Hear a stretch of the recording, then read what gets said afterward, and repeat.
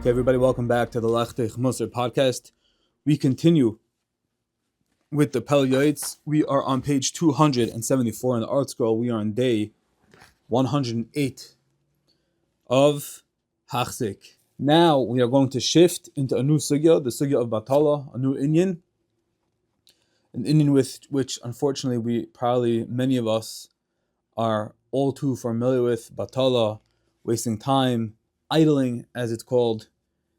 And as we all know, just Divrei Hakdama, man, woman, mankind, we were created to accomplish, to grow spiritually, and to bring Nachas Ruach Liyotzinu. As David HaMelech writes in Tehillim, Va'isa Nachas Ruach, sorry, that's not in Tehillim, it's, the pasuk in Tehillim is, David HaMelech says, Kirvas Elikim Li Tov, closeness, Nuntkeit, as it's called in Yiddish. With the Eibishter, that's what we cleave, that's what we desire, that's what we yearn for.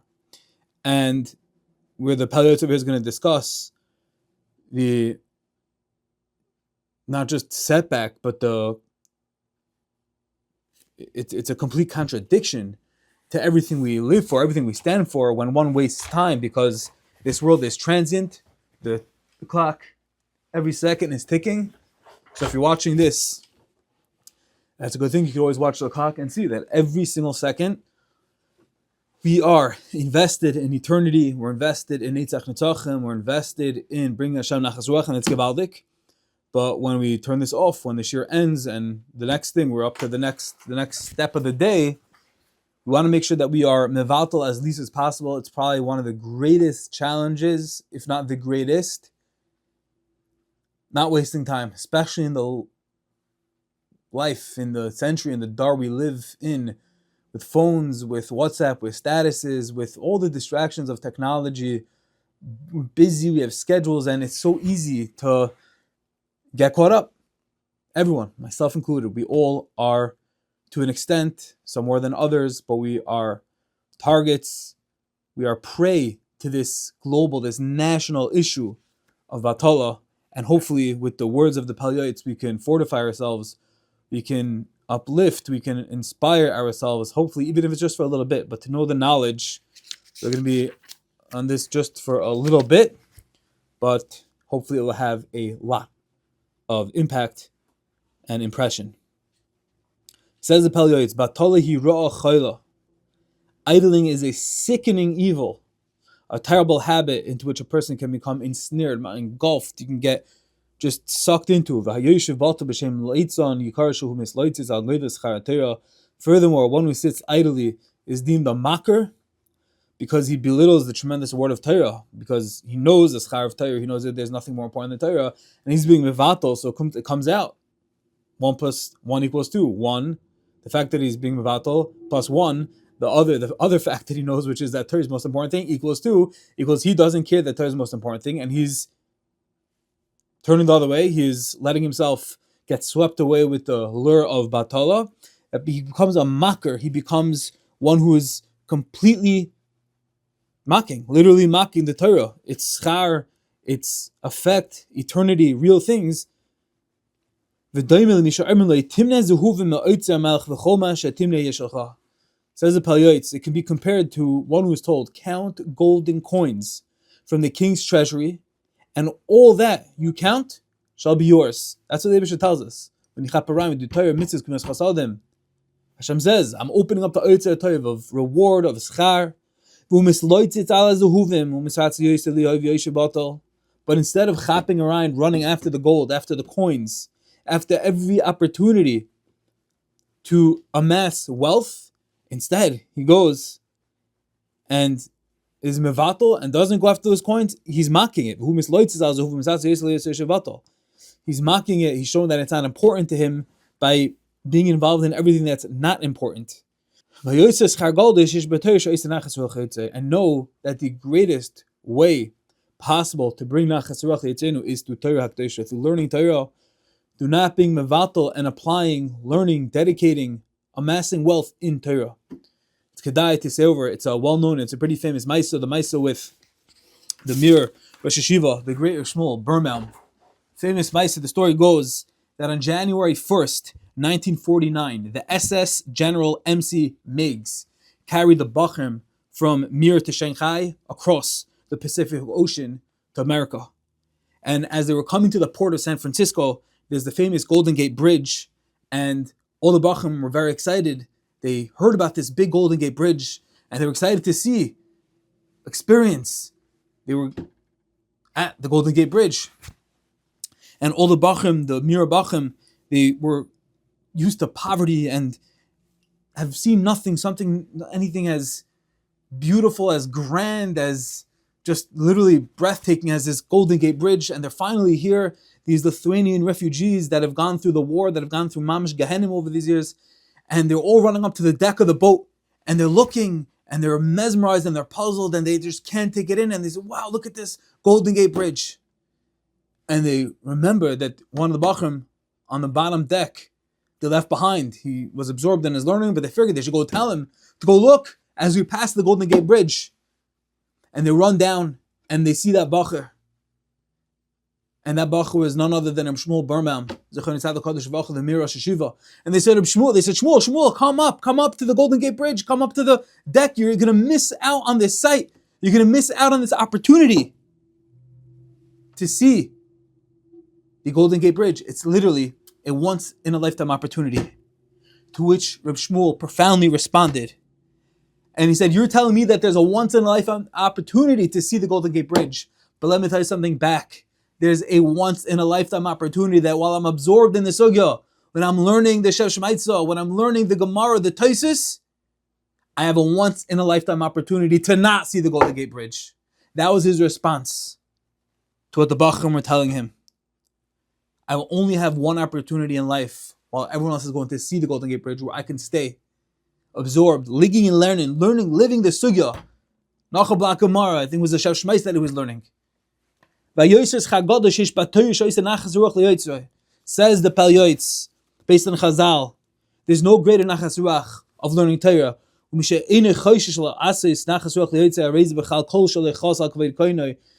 Anyone who passes up the opportunity is included in the category of those who do not care about the honor of their master. This story embodies the highest level of dedication, of self-sacrifice. Everyone else is going, there's nothing wrong seeing this beautiful Golden Gate Bridge. But for Shmuel, it was about Batala, it was about having this opportunity where I could be mevatel for something that can justify. It's a once in a lifetime. Hashem probably won't be so upset.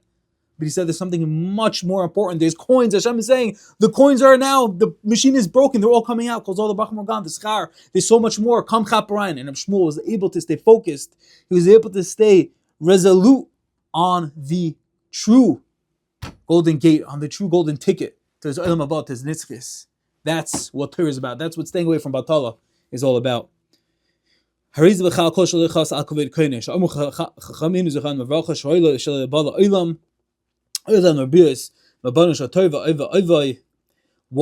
to us from the embarrassment of the Torah when Torah is neglected. Heart should be pained from seeing such evil. How the grievous sin, how the terrible sin of being oizev, abandoning the Torah, has become nasas keheter.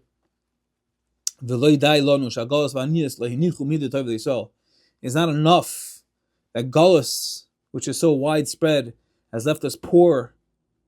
Yes, we're busy at nights and days with our businesses.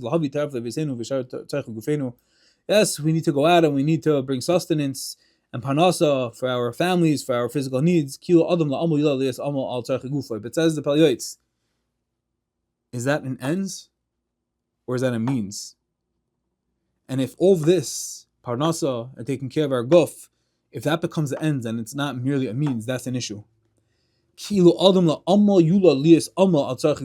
forget that by the sweat of the brow you shall toil is a klala. It's not the way the world was supposed to be. And people come to this world and they forget, and they think that that is not just the ends, it's the means. It's not just the means, it's the ends, it's everything, it's the whole package, is what I'm here for. They forgot the basic Mishnah. Oilam hazen doim the presdar, oilam haba doim the traklim. We're just stepping through, transient. It would be proper for us that when we do find available time to learn, to listen to the Torah, Shir, Nachzik ba b'shtei yadayim, Nasis ba nachas rochatzenu. It's very difficult. We're sitting with our phone in our pocket, and there's a Tehillim in the doctor's office. What's easier, to just go into our pocket and look at statuses, or to reach the Tehillim? We all know the answer. But Nachzik ba b'shtei yadayim, we should seize the opportunity with both hands. Why? Not just for us, not just for now, but nachas rochatzenu. It's all an opportunity to make nachas ruach, to bring pleasure, to bring sanctity and glorification to the Eibishter with that maisa, with being in power and control, and showing Hashem, I know you're here, I know you're in the doctor's office. I could take out my phone. I can just get busy with WhatsApp or status, whatever it is that you're doing, social media. But I know there's an Eibishter here. I know he's in the doctor's office. I know he's with me. I know he's giving me the struggle back and forth. Which one should I do? And when I choose the Tehillim, when I choose to do something, I'll learn a Black Gemara, listen to a Shir. Hashem is well aware of the victory. Hashem is well aware of the schar that will meet you in the next world. This is our true purpose in our toil.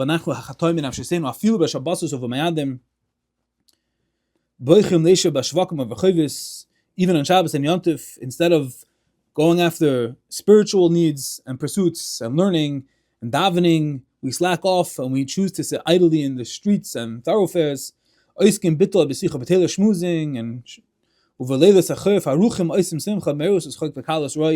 and during the long winter nights when there's time to learn, we busy ourselves by partying, frivolities and lightheadedness.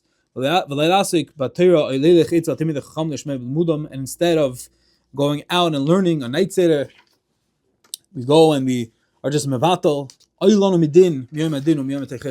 Woe unto us from the day of judgment and the day of reckoning, when Hashem will call us to account for this. Achim v'reim, says the Pele Yoeitz. The Pele Yoeitz ends with a stirring call to action. Chizku v'nischazik, gird yourselves and be strengthened.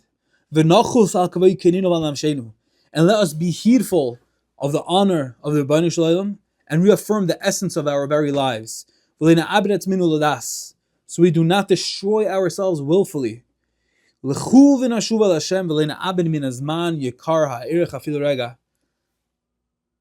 the Pele Yoeitz, let us come and return to the Eibishter and not waste even 1 second of our most precious time for this moment onward. Every single second passing by. Noch a second, noch opportunity. Another potential golden ticket, a golden coin that's waiting for us that we can just take from the Yoeitz Melech. And the decision, the power is in our hand. What are we going to do with that? And every single second presents that opportunity. For we surely believe with complete faith that one will stand in judgment for every moment wasted. Even for the short time it takes to swallow one's roik, spittle. As it says in the pasuk, you will not leave me alone long enough to swallow my own spittle. May our Yetzer Hara not be successful in leading us along with visions of vanity and deception. May Hashem help us, aid us to this end. Pele Yoeitz ends off with this critical reminder that it's only with Hashem's help that we can hope to triumph over the waves, the tide, the cesspool of the Yetzer Hara, over all nisanis, all averas, all challenges, but especially of Bittul Zman. And when you can overcome that, when you can be triumphant in this battle, this is the ticket. This brings Hashem nachas ruach. When we channel that to Torah and to mitzvahs, may be taka, oisei nachas ruach leitzenu, and in turn may Hashem bring the Geula Shlema and bring us the time where we can taka dedicate our lives to Torah, to mitzvahs, and just filling the world with Kvod Shemayim, with light, with Melech Haaretz Kavod, with Hashem's presence and glory.